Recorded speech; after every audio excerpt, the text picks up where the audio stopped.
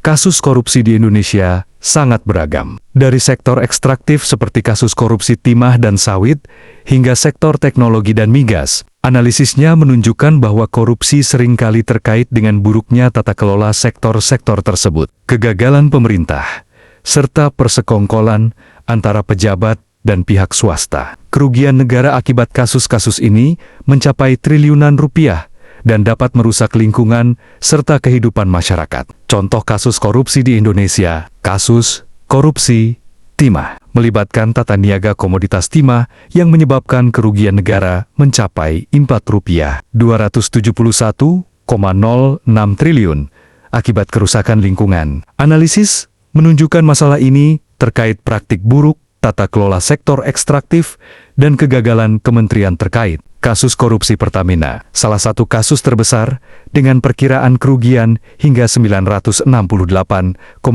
triliun, melibatkan dugaan korupsi dalam periode 2018 sampai 2023. Kasus korupsi perkebunan sawit, Surya Darmadi terpidana kasus korupsi usaha perkebunan kelapa sawit tanpa izin di Riau yang merugikan negara Rp78 triliun.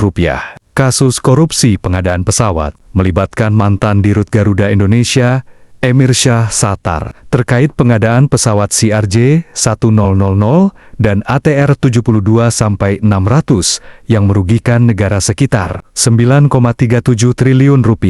Kasus korupsi proyek BTS 4G, melibatkan dugaan korupsi dalam pengadaan infrastruktur telekomunikasi oleh Kominfo yang mengakibatkan kerugian negara sekitar Rp8,32 triliun.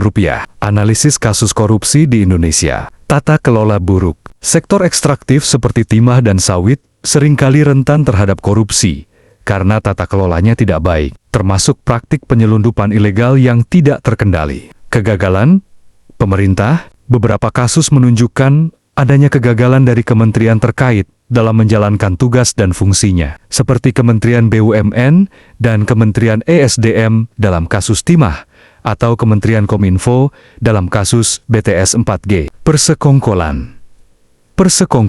Banyak kasus korupsi melibatkan persekongkolan antara pejabat negara dan pihak swasta. Contohnya, pada kasus kredit fiktif di Bank Jatim, di mana pejabat bank berkolusi dengan pihak perusahaan untuk mencairkan kredit dengan jaminan fiktif. Kerugian ekonomi dan lingkungan. Korupsi tidak hanya menimbulkan kerugian finansial, tetapi juga kerusakan lingkungan. Contohnya pada kasus timah, kerugian negara yang dihitung sudah termasuk biaya kerusakan lingkungan. Fenomena Nuvirau Justice. Beberapa kasus baru mendapat perhatian besar dan penegakan hukum yang serius setelah menjadi viral di media massa. Meskipun tidak semua kasus dapat diselesaikan hanya dengan viralitas,